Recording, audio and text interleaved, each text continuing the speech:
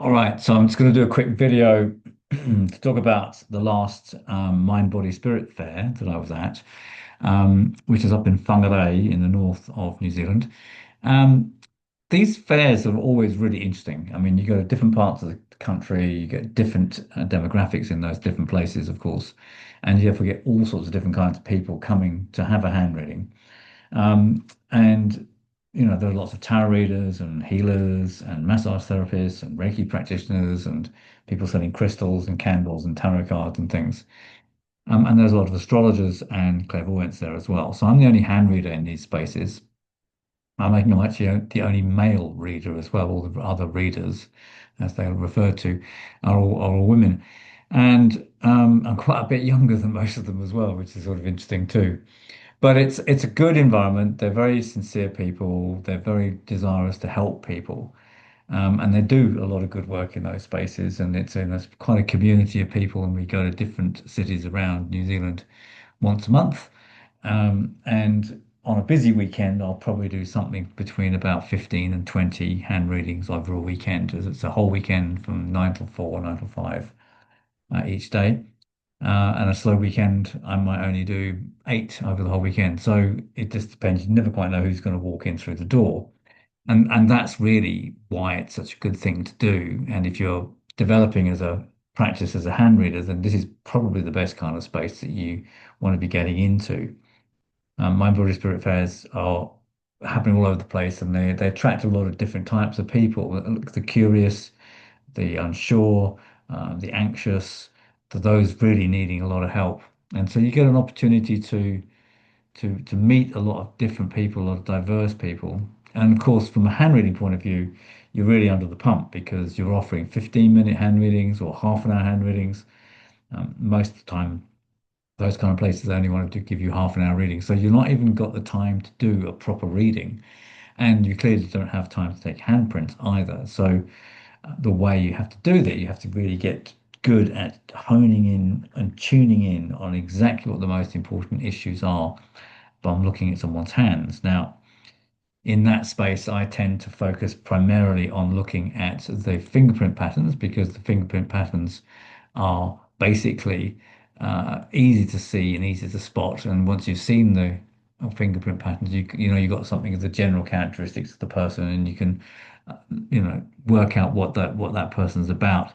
But handshapes are important, skin texture is important, and then generally speaking, I generally look for whatever stands out in the hand, and there's always something in everybody's hand.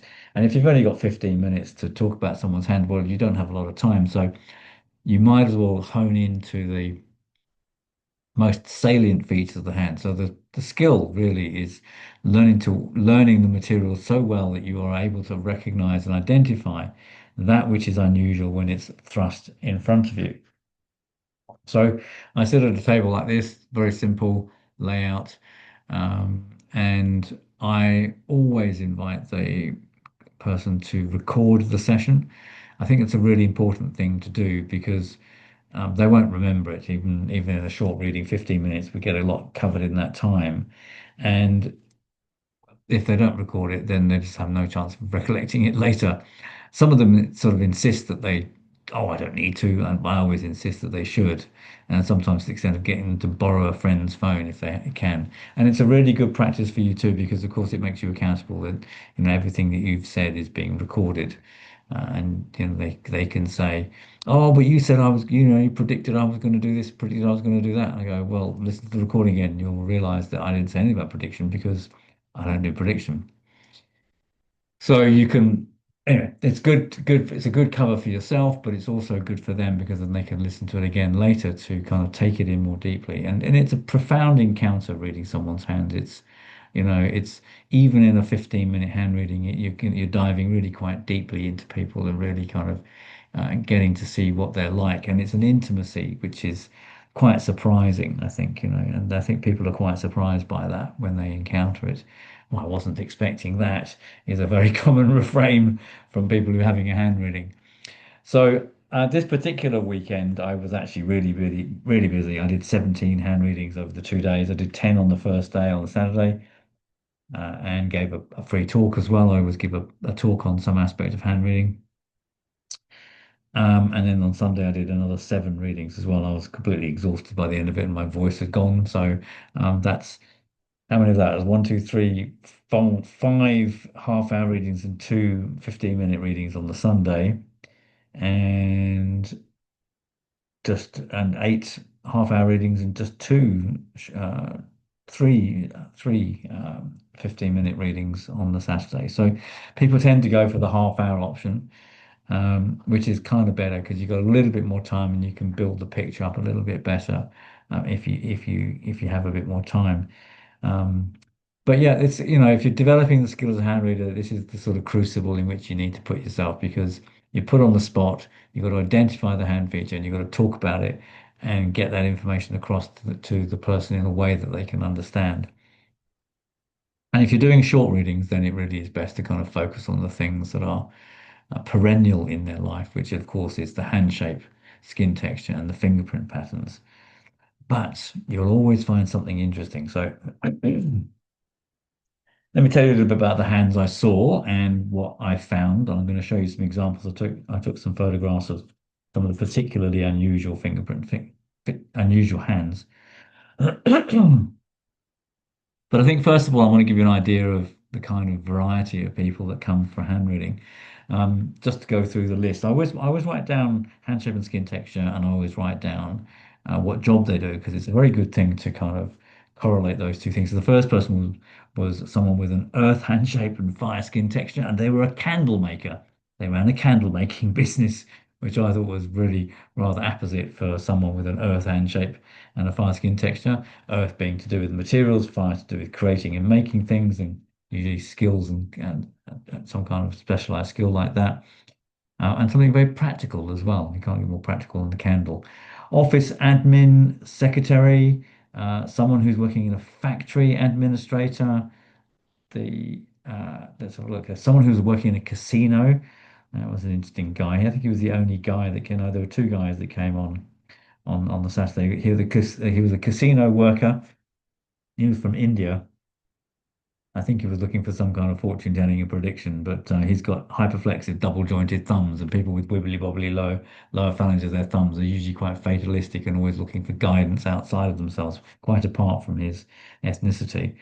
And he's also had 2 loops of sensitivity, which kind of obviously makes him very drawn to more intuitive approaches to understanding things. But people with hyperbendy thumbs, the flexive lower phalanges on the thumbs, are one of these people. They're kind of people who kind of have a magical worldview. Oh, it'll all work out.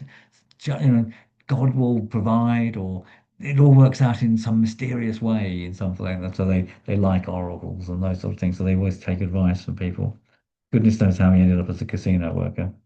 And the other guy was a community nurse, and he. Uh, yeah, that was an extraordinary thing to read some to 2 guys' hands. But most of the people's hands are women, of course. So we had a social worker who worked particularly with autistic people. And now that woman was actually a twin, and I didn't take a photograph of her hand, which is slightly annoying because she had a doubling of the major earth line, which is something you see in the hands of twins, getting 2 earth lines going running parallel all the way down. I did give her my card and tell her to come and give me a call, and I'd give her and her sister a free hand reading. You should always do that if you encounter a twin, find the other one and get them both together at the same time. And on another one was a volunteer working for the Hare Krishnas. She had separated air and earth lines, so that was a lot of childhood trauma in that particular case. An admin at a receptionist at a computer company, obviously fire hand shape and air skin texture in that one. A computer systems analyst, guess again, yes, fire hand shape with air skin texture, of course. A doctor, quite surprising to see a medical doctor in this particular environment.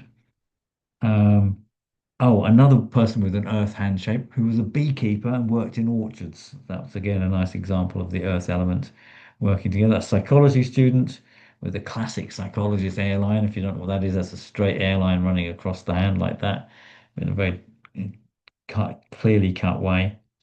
a woman who's working in a pharmacy, but also as a writer, and a woman who was a computer software developer and did Māori healing as well. So, quite an array of different kinds of professions and different kinds of skills and different kinds of abilities.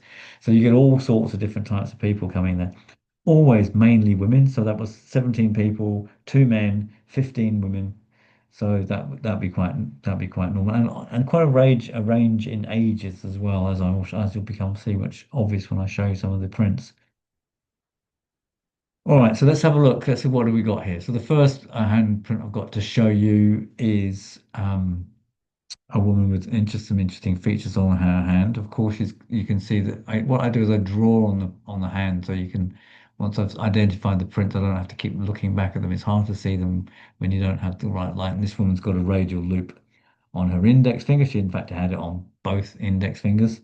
A fire earth hand shape. This one was a woman who was working um, in an as an administrator in a security business when she was managing the animals in the security business.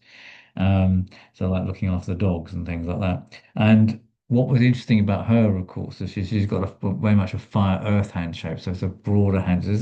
It looks like quite like a guy's hand, I think. It's a very big palm, very, very strong formally formed hand, but it's actually a fire earth hand shape, which is unusual.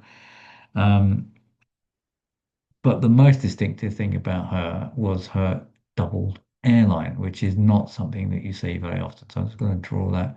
Can you see a doubled airline going like that one there, and a second one tied to the major earth line at the beginning, and then going all the way down there? This is the kind of hand you really want to have to talk to the person in longer than what she gave me. What she gave me half an hour.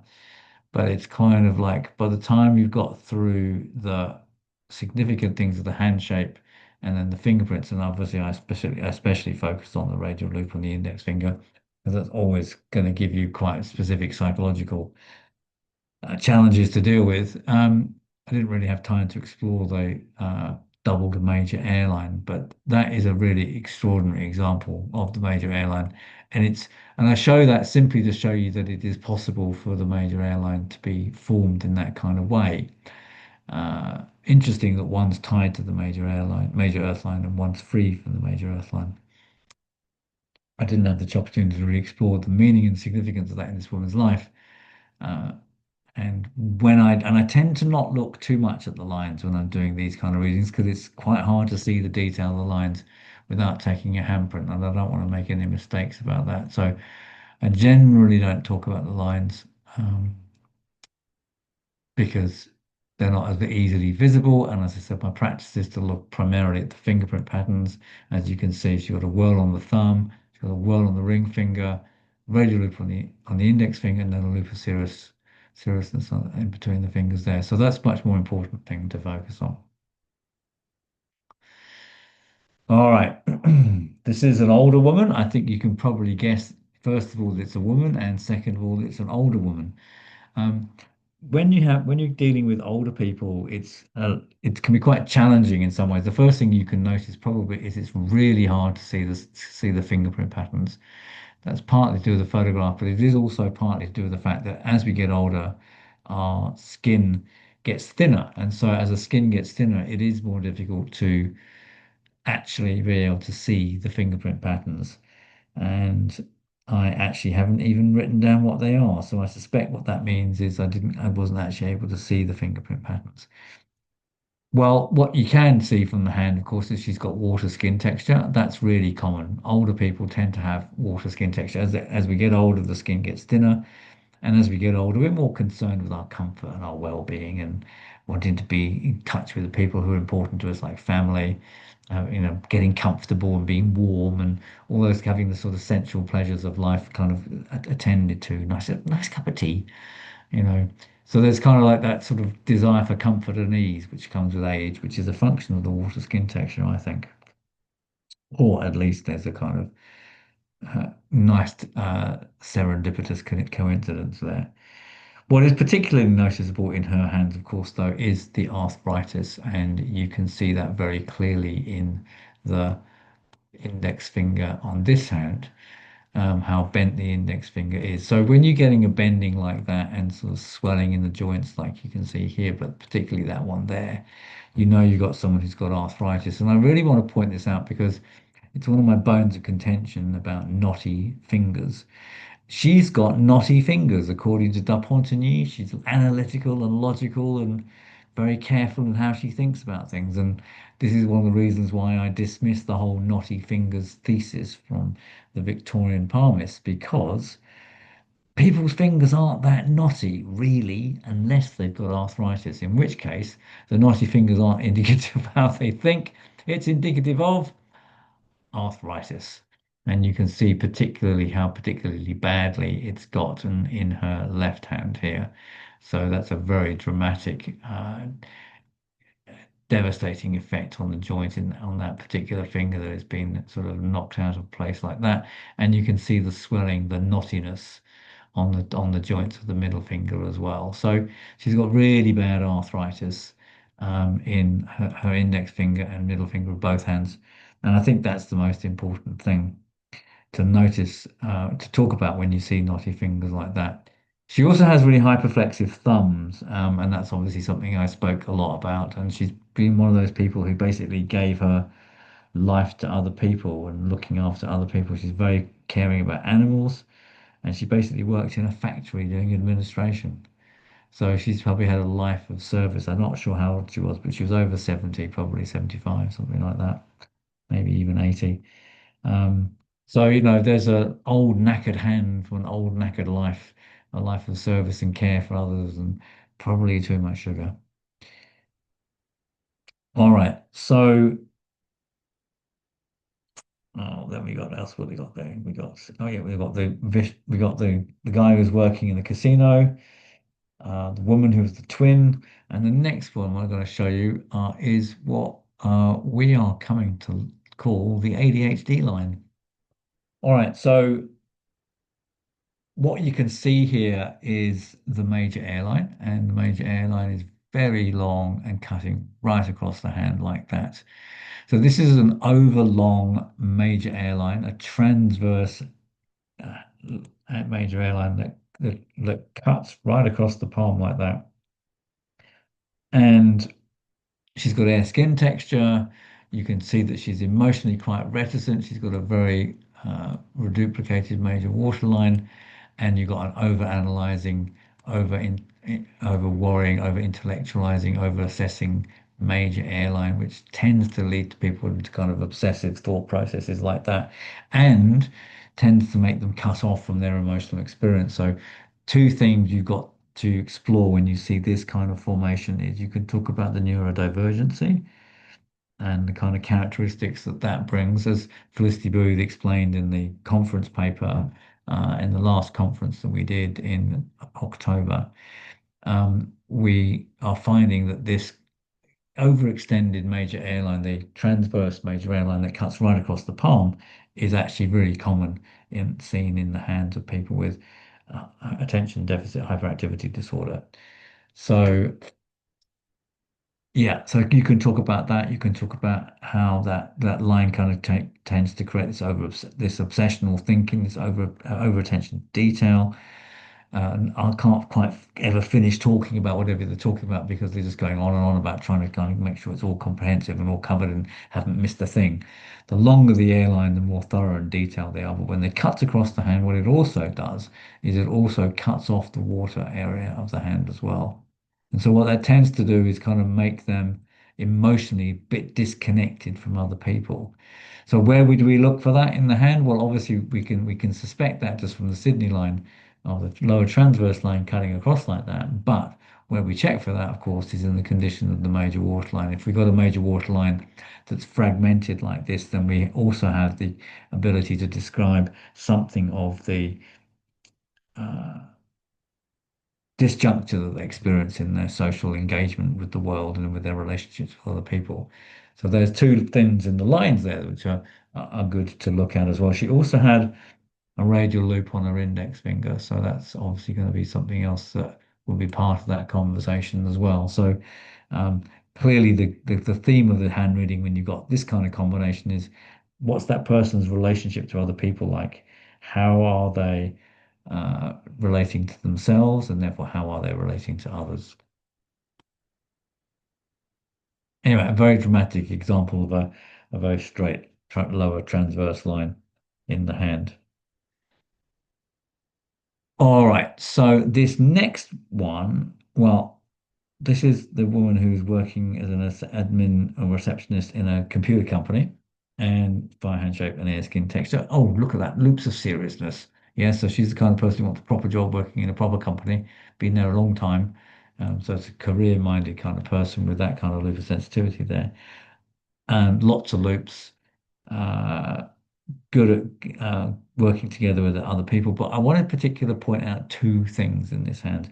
First of all, the bending fingers. Then there's also a double jointed thumb as well. We're going to come to that too. But the other one, the thing I particularly want to point out is the extremely joined major air and major earth line. So here we got the major airline. So you got a major airline, which is a fire length airline, so good for being a practical thinker and so on and so forth, and a good organizer, and someone who's very tidy and methodical in the way they do things, and good at working with systems. But look at how tied the major air and the earth line. There's quite a lot of hatching across there as well. And that hatching across there, that's just the connections between the two lines. But look where it separates. The line doesn't separate from the major airline doesn't separate from the major earth line, actually, arguably, not until that point there. So way past the junction between the water finger and the earth finger. Now, these two lines normally separate about this point here, somewhere underneath the middle of the earth finger. Sorry, middle of the index finger. So when you got the two lines joined together like that, you have an incredibly cautious person, incredibly timid person. Often that can show that they had a really restrictive upbringing in some kind of way. Um, or they are very closely tied to their family, or they weren't given much opportunity to explore outside the family culture and the family environment. Maybe they had quite a strict orthodox educational experience. Basically, there's a very conventional approach to life when you get these two lines joined like this for such an extent.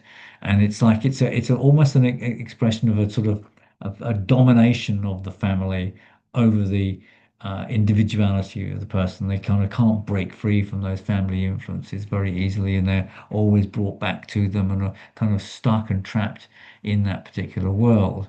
And so what you've got is something that shows an inhibition, something that's inhibiting her. And so we need to look, what else can we see in the hand that shows that kind of inhibition? Well, there's two things.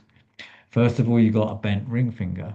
So the ring finger is bending towards the earth finger. And also you've got the air finger bending towards the ring finger. So you've got two bending fingers.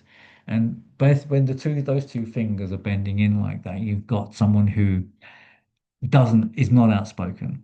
So the bent air finger basically said that's someone who like tells little white lies all the time, doesn't want to offend people, doesn't want to upset people, doesn't want to say anything that kind of doesn't want to speak out of turn, just in case somebody gets annoyed. So that's the bent air finger is always kind of an inhibiting an expression of it. It's a demonstration of an inhibited expression in terms of communication.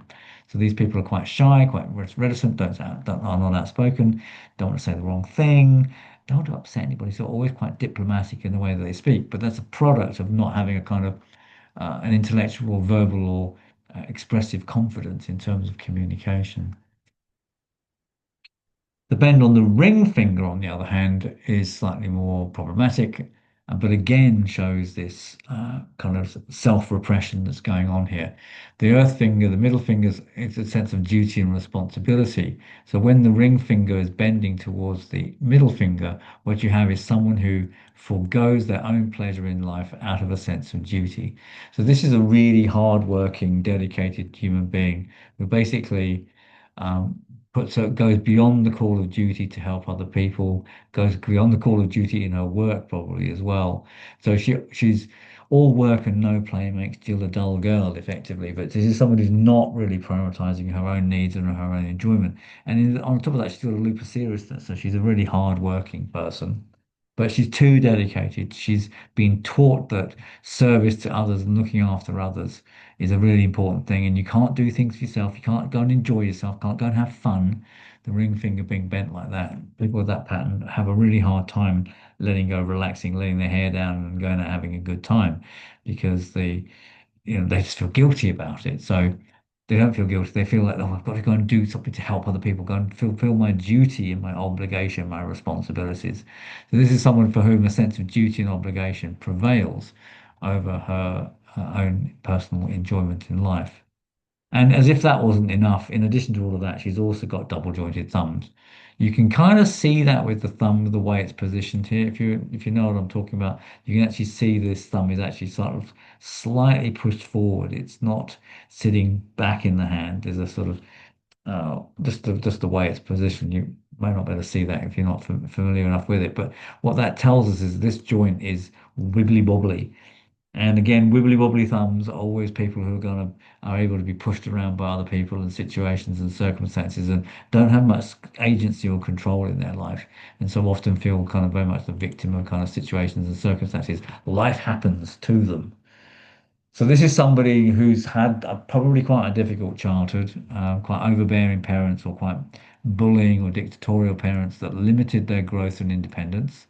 So the two lines separating so late like that that it ended up inhibiting her self-confidence, inhibiting her self-expression, making her feel guilty for doing anything that she enjoys doing, and not giving her the strength of character and agency to sort of direct her life in a way that she wants to. So her life is being directed by the things that other people are pressurizing her and putting on her. So a long story to be gleaned in that, and probably a kind of situation that's better done in a 2-hour consultation than a half an hour one. But you got to do what you got to do. All right, this one. This is the computer systems analyst again, a fire handshake with an air skin texture. Um,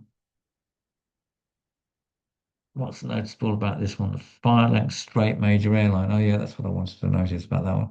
Two things about this one. So, all right, so you've got a fire hand shape and an air skin texture. So you've got somebody who wants to work in an environment that's intellectually stimulating.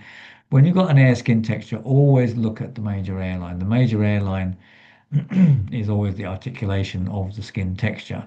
So what you've got here is a nice straight major airline ending a little bit just towards the end of the five finger, maybe going a bit more to there.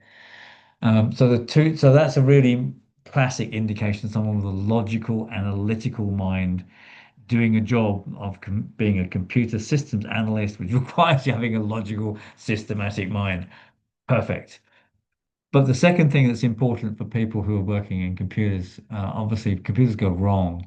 So the big thing about computers, of course, is troubleshooting. What you want to see is you want to see someone who's got a problem-solving mentality. And look at that minor airline there. It is such a well-formed minor airline. And most importantly, look at the connection between the major airline and the minor airline. Look at those two there. So that's a really extraordinary minor airline. Very, very, very clear. When you get a minor airline like that, that is not a health problem. That is an attribute. That is an intellectual problem-solving ability to think outside the square, to think things through, to come up with novel solutions and ideas for things, to see things in a way that is are going to solve whatever challenges are in front of you. And what's also interesting, she's got a little fork on the end of the major airline at that point as well, which again kind of adds a kind of ability to think in diverse kind of ways and think with more complexity about things. She's got a little sensitivity. Yep, she's got the healing stigmata up there. That's fine. That's all the good things. She's got lots of whirls as well. Um, and of course, the whirls are on the active hand water finger and the active hand earth finger. So this is somebody who wants to work for themselves, which is classic for an IT consultant or a systems analyst. So great that she's doing that kind of work. That absolutely suits her down to a T. All right. Okay, so this is the surprise hand in the story. Let's look at that air finger there. Can you see how that air finger has got a kind of bend in it too? But I want you to notice that it's actually quite angular. So I'll go back to the other one and see if you can see the difference. So you can see that one's quite curved. Can you notice that that's actually curved? There's a shape that's just curving around there. That's a bent air finger. This one, on the other hand, is not a bent air finger. This is what they call clinodactyly. So this is a medical condition, which is, you can see it's much more of a sharp angle when you get a finger like that. It's clinodactyly, which is just a congenital condition. Her air finger was always like that. So make a note of that. If you don't know what clinodactyly is, look it up and get clear about it, because obviously arthritis doesn't show knotty joints, and clinodactyly doesn't show a bent air finger. So make sure you know your medical diagnostics of your hand before you start trying to give psychological interpretations of things that have nothing to do with psychology. So this is the hand of the doctor. Really weird, I think, seeing a medical doctor in an environment like this. But then look at that. That is, well, actually, I mean, it could be a firewater hand. It could actually be a water hand. Actually, looking how long and thin those hands are, that middle finger looks way longer than the width of the palm. So I'm going to say this is a water handshake. So what's a water handshake doing in the medical profession? A water handshake, well, perfect to see in the mind, body, spirit fair with lots of clairvoyance and lots of tarot readers and psychics. It's exactly what you'd expect to see somebody with a water handshake, but you would not expect to see someone with a water handshake in the medical profession. The medical profession is incredibly demanding and really, really challenging from a health point of view, psychologically point of view. And people with water handshakes don't are not particularly robust. However, this woman had 10 whorls. So there you go. That's the reason why she got into medicine. She's got 10 whorl fingerprint patterns. You can just about see them. At least you can see that one there on the index finger. 10 whorls, really, really unusual to find someone with 10 whorls. It's an extraordinary, rare thing to find. So having somebody with 10 wheels, obviously she's very bright, she's very clever, she's very self-motivated, very independent, going to do her own thing anyway. Oh, and look, she's got a separated major air and major earth line. So the major air line starts up here. It's quite a wavy one, actually, but it's separated from the major earth line. And the major earth line is not only separated, if you draw it more carefully, you'll see what I mean. It's down there, it is like that. But the major earth line is also broken. That's a traumatic childhood. That is shows a domestic family situation that was very difficult for her to work with, but had a profound effect upon her psychologically. Yes, it would have made her independent. Yes, it would have made her kind of strong-willed enough to kind of go off and do her own thing. And I think that sort of carried her there. But this is a woman with a story about trying to get away from her past in some kind of way, particularly because the major earth line is broken like that. The break in the major earth line is particularly significant in terms of breaking away from one's past, trying to put the past behind you, trying to get away from the past, going off and starting a whole new life. Again, this is a half-hour reading. I don't have time to particularly talk about all these things in those contexts. You really want to sit down with that person and get them to tell you get to tell you their whole life story. But obviously, what in that position, our job is to be talking to them about what we see. Not they're not, but they're not paying us to sit down and tell us a story about their life. They want us to tell us about them. So I didn't get to the bottom of the story here, but absolutely no question. There's a big issue about the relationship to her family and her background, which is going to which has had a huge impact upon her life. And I think that's probably going to be true because of this contradiction between the handshake that she's got and the subject she's chosen to study and the job she's ended up doing. And that's like a conflict between the worlds and the water handshake. Um, you know, and science is incredibly rational and logical. The water handshake is just not rational and logical. They're much more interested in the intuitive, the mystical, the spiritual. They're much more woo-woo. And yet she's working in a world that disparages all that kind of intuitive apprehension and psychic phenomena. So that's a big conflict. And the conflict again is like between the worlds, which want to be intellectual and mind orientated and separate and doing their own thing, and the water handshake, which is wanting to have a sense of connection to everything. So at some point that's going to give, and I mean she's a strong-minded person. Look at the minor earth line running all the way up the hand. That's a very strong minor earth line. So she's got a very clear sense of what she's going in and where she's going in her life. So yeah, this would be a hand reading, which would have been really well worth spending more time on to unpack all the significance of those things. But in case you've not seen a dramatic break in the major Earth line, there you go. You got one right there. Breaking the lifestyle, changing the lifestyle, moving away from the family and background, and probably because there was something really difficult or unpleasant in her childhood.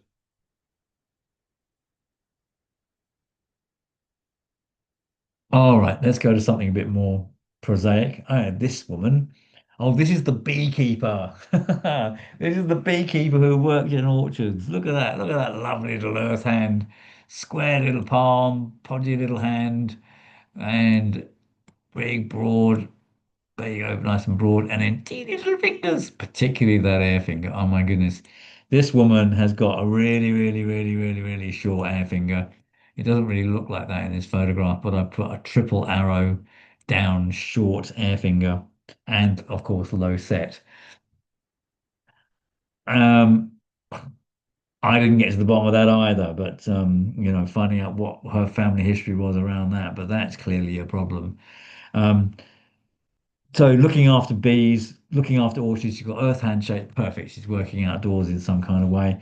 She's got 12 grandchildren, which obviously she was very proud about because I've made a note of it. She must have told me. So this is a woman who loves family. We all kind of classic earth things. But you've got to wonder when you've got a hand like that, when you've got an air finger that is that short and that small, and it's got a whirl on it. She's got six whirls altogether, actually. There's some terrible family secret about stuff that happened to her when she was a child. At least a neglectful parent, at least an absent father. But when it's that short and that deficient, I don't know. That's something that you want to proceed very carefully with when you're talking about those kind of things. But just as a general example, in contrast to the doctor from the previous hand, look at that long, thin hand with long fingers. Now we have a short, stumpy hand with short fingers. As I say, this is what's great about going to these kind of markets. You get to see all sorts of different kinds of people. All right, so next one. Oh, that's right. This one is the this one is a woman who's working in a pharmacy, but she's a pharmacy technician, but she's also a writer. She writes books. And what was really interesting about her was that she had four loops and one whirl on the active hand, and four whirls and one loop on the passive hand. So she had a very different series of patterns on her active hand and her passive hand. And I thought that was really quite distinct. She was quite clear that she said, "Well, I'm not really a pharmacy technician. That's not what I really am. I'm really a writer." She made it very important to tell me that this was really a big side of her. And actually, that's interesting because it's almost like, oh, there are two sides of her, and the fingerprint patterns sort of reflect that. So in the right hand, her active hand, you've got all the loops, and you've got a loop of seriousness. So basically, she wants to do some kind of proper job. And look at that, she's got the air finger activation line. So she wants to do something that's helping other people. She's good at listening. What a great job to be working in the ancillary healing professions and in working in a pharmacy, which is kind of like where a lot of helpful advice can be given by people in that particular profession. So she's got all this stuff to do with kind of like wanting a serious career and wanting to have some money and stability in her life and wanting to help people. And in the other hand, in her left hand, she wants to do what she loves. She's got a loop of good humor. She's got four whirls. Um, and what I think is particularly significant in this hand is look at that minor fire line. Again, this is a line formation you don't see very often being formed all the way up the hand. And here it is, a little bit broken up here, but it's still all the way there, going all the way up to the earth, up to the fire finger like that. The minor fire line is a kind of really interesting line to find in a hand, and you always find it if it's strongly formed like that. This is people who need some kind of inner space or inner sanctuary where they can be creative in some kind of way. So these are the kind of line formations you see in the hands of people like artists and musicians, writers and healers and meditators and spiritual people, because they basically want need to have this inner space, inner world, inner place, in a temple, writer studio, musician studio, pottery shed, whatever it is they're into, they can go off and get totally absorbed in what they're doing and do their creative thing. So it's a sign of an inwardly orientated person who has a very strong creative urge. And she's not only a pharmacist, remember, she's not just a pharmacist, she's also a writer, and that's in her left hand. So I think this is a kind of interesting uh, reflection of the active and passive hand. That she's her day job, she's out in the world. As we know, the vocation analysis, you're going to do that, you need to look at the active hand. But what else what other qualities she's got? Well, you maybe need to look at the passive hand to see that. So she's a reclusive person with all those worlds, and she's got a creative pursuit that she's pursuing, that she needs a special place and a space where she can go and do that. And that's what's shown by the minor phi line. And in that world, she wants to follow her heart and follow what she loves doing. And in the active hand, she wants to help people and do something that provides her with a proper job and a proper income and a sense of doing something that benefits the community with the lupus seriousness there. There you go. Active hand and passive hand. They tell different stories. And sometimes the active hand and passive hand tell very different stories indeed. And this is the passive hand of the woman who is also a computer software developer. Um, but she also works as a healer. She's a kai meri, which is traditional Maori healing therapy, massage work, body work. And you can see here, I think, one of the most dramatic examples of a broken major airline that I've ever seen in my long hand reading life. It is absolutely split into three. Look at that. Absolutely cracked open like that, which is really, really, really unusual to see that. Now, to go back to the active hand and passive hand, this is her passive hand. I suspect what that indicates is some kind of mental health issues in her family. Somebody in her family had a mental breakdown or had some serious psychotic episode in some kind of way, and probably her mother or maybe her father, but somebody in a close family a generation back. I think one of the best ways to look at the passive hand is as a marker of the effects of previous generations upon you that still have a present effect within your life. And the major airline here is absolutely munted. A broken major airline like that is never a good indication of anything positive. This is pummeled how somebody thinks. Their mind has been broken. And remember, the airline isn't just about the cognitive process, it's also about our sense of identity. So if you've got a broken major airline, you have a broken sense of identity. And that's a really sort of important part of that kind of formation in the hand like that. So not good. Again, didn't have time to explore that with her because that requires a very long and detailed conversation about her family history and her family and any possible intergenerational trauma that she may have experienced that has an impact upon her. In her right hand, her active hand, she's got a transverse major airline that cuts right across the hand, aka Sydney line, aka ADHD line. So there you go. You've got a really great example of the power of a straight major airline being used for what? Oh, being a computer software developer. So this is what she's doing in her work, and she's obviously got the kind of thoroughness and meticulousness to do all the coding and see all the coding really, really clearly. And like we talked about at the beginning, when we talked about this earlier on, when you get that kind of line in the hand, what it also does is it cuts off the water quadrant as well. Another reason why it would take more than a 15-minute or half an hour reading to get to the bottom of what's going on in this, because when people have got Sydney lines, they really want to bury that emotional stuff. They don't want to be connected to it at all. They're trying to be disconnected from it. But I think what we can see is that again, we've got her job, her work, her analytical brain. She's got a fantastic airline in this hand in terms of like ability to focus and compose herself and to apply her mind to whatever task she's doing, and brilliant for doing something like computer programming.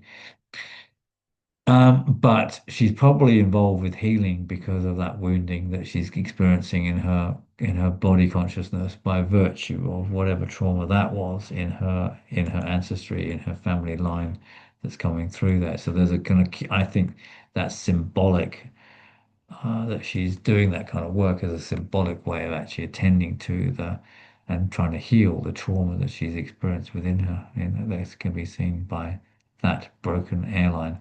It's really unusual to see an airline like that, it's fragmented in that kind of way. All right, so that's a selection of handprints, photographs of hands that I saw on that weekend up in Whangarei in north of New Zealand. And as you can see, there's an enormous divergence of hands and an almost endlessly fascinating array of different hand features that you're going to come across when you go and do these things. So if you haven't started doing that yet and you're a practicing hand reader and you've done your basic qualifications in hand reading, at least to, let's say, to International Handreading Association Level 2 diploma, then you're in a position where you can actually start going out and looking at people's hands and actually helping them. So look for a local market or a fair near you where you can go and do that. And as long as you proceed cautiously and as long as you work with the knowledge that you've got, only talk about the things you feel certain about. Only talk about things you feel confident about, things you've verified in your own experience. And if you find something unusual in the hand that you're not sure about, don't forget you can ask questions about those things. So, or invite them back for a further reading and say, look, take my card, let's do a more detailed conversation and consultation at a later time. But if you're not sure, but don't try and interpret things you don't know about. Don't pronounce on things you don't know about because people hold you in a particular position of power. So if you can't, if you haven't got time to explore it, or it's too big an issue to explore, just put it to one side, make a mental note of it, or take a photograph of the hands like I've been doing, and then you can think about it later. But yeah, if you stick with what you know, and most importantly, stick to the fundamentals, hand shape, skin texture, and fingerprint patterns, you'll be able to help people really quite profoundly in things that you can see from their hands. All right, so that's my wrap up for um, this monthly print reading hand examination extravaganza from each of these different fairs. I'll be up in Hamilton next month, and I'll do a little report after that one as well. Um, if you're interested in learning more about hand reading, then I strongly suggest you get in touch with the International Handreading Association. That's handreadinginternational.com. There are tutors all around the world. Some of them teach online as well. So you can learn how the basics of hand reading, and once you've got the basics under your belt, you can go off and do the examinations and become a qualified professional hand reader too. So it's a long and arduous study, but it's a fascinating one. If you're interested in people, if you're interested in psychology, if you're interested in understanding what makes people tick, then hand reading might be something you'd like to take up and participate into. All right. Check out my website, handreading.nz, your Facebook, handreading.nz, Instagram, handreading.nz, and here at YouTube at the Master Hand Reader. So there'll be more updates soon. Don't forget to like and subscribe, and you'll get the latest updates when they come out. See you soon.